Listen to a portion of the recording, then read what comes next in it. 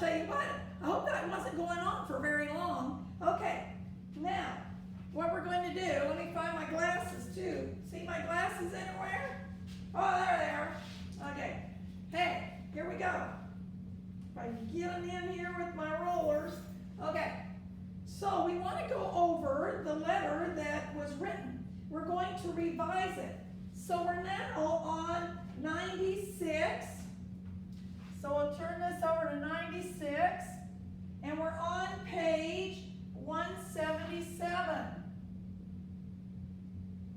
And now we're not drafting, we're doing the revising. We're going to look at your drafting and we're going to revise it. Okay, now, I might say revising, and that's okay. Revising. Oh my goodness. Okay, are you ready? I am. Okay, now, it says on the top of 177, revising helps make your writing better.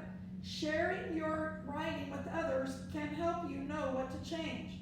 Often, many times, I'll ask my husband or I'll ask Miss Bailey or another teacher when I write something, can you read this and kind of look at it and make sure I've got it or the spelling right and the wording seems okay?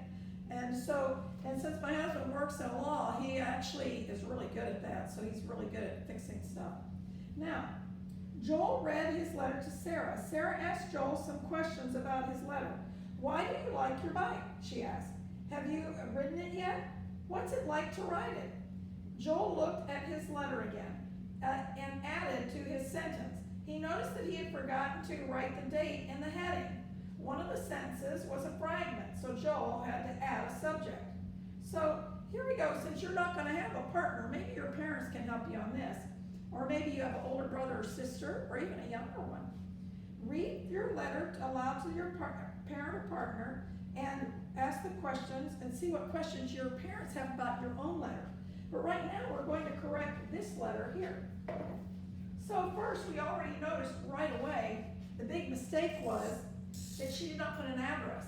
This should be up here, and then the right here should be the date. So the date I think for their showing is June 15th. So they should have had below that June 15th, 2004. Okay, and this should, all of these should be up one because there needs to be a space between that and grandma and grandpa. Okay, so now they do have the comma after grandma and grandpa, and they have thank you for the new bike. Yep, there's a period there, right? A period on there. Okay, and so and then it shows you on this, it says, I really like it. But instead of just writing, I like the bike, what kind of bike? Could be anything. Here's the example, a shiny red racing and then bike. So right here, right before bike, remember how we did this before? We did the carrots? You're going to be putting they put in here, shiny red racing. So shiny red, and that is a Y right there. Shiny red racing bike. So there we go. Now he added something. It sounds a little more exciting. It's not just a bike. It's a shiny red racing bike. Now, I really like it. You could put something like, why do you like it? I like it because it goes fast. So I really like it. And you put, because it goes fast. So that would be added to that right there. Okay. Or you're supposed to say because, it just says it goes fast. And that's okay, because it goes fast or it goes fast. Then it says, last night Dad took some pictures of me. So you can also add to it, say it goes fast, and it says I feel like I'm flying. So you can even add to that. So fast, I feel like obviously you can't go off the paper. I'm flying. So you can add that that to it. Last night, Dad took some pictures of me. Okay, last night, Dad took some pictures of me. But where the period is, it just says, we'll send you a picture. It should say, here, I will send you a picture soon. Then, please come for a visit. Now, the other mistake too is you can do this. You can skip a line and write Joel, or you can put Joel up here. It doesn't really matter which one you do in your writing. But see, now we have just looked at the draft and we have just revised this letter. And your parents will help you do the same thing. So when you finish writing it, and make sure you space everything out so your parents can read the writing.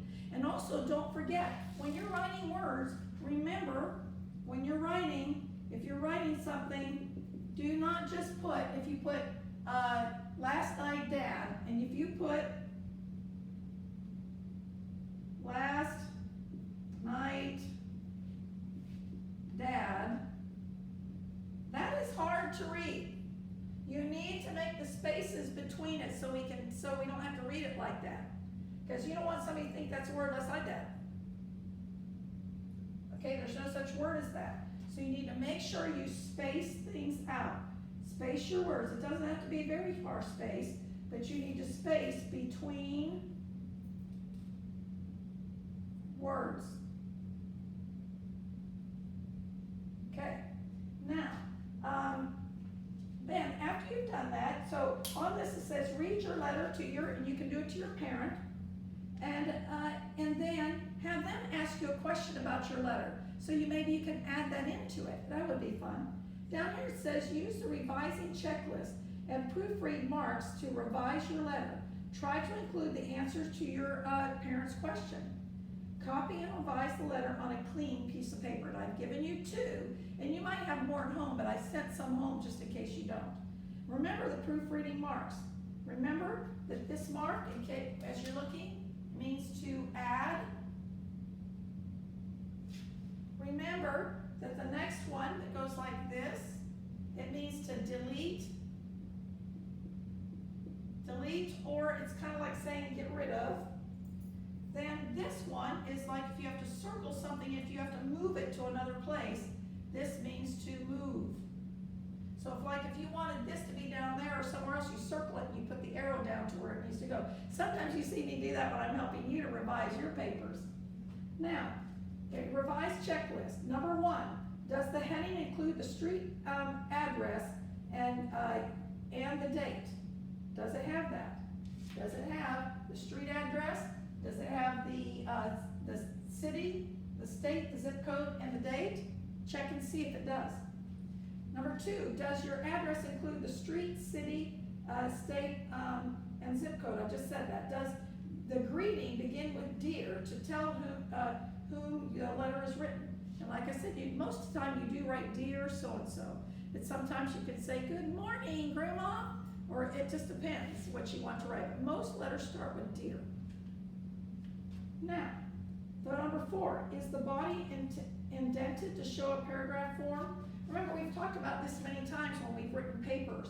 You always indent, you always go in. It does not start here and go down. Now, often when we're writing emails back and forth, we don't do that much. But if you're writing a letter, it's really important that you indent because your paragraph needs to start indented. And then the rest of them come back out here over to the edge or to the margin. Now, are your sentences in the order you want them?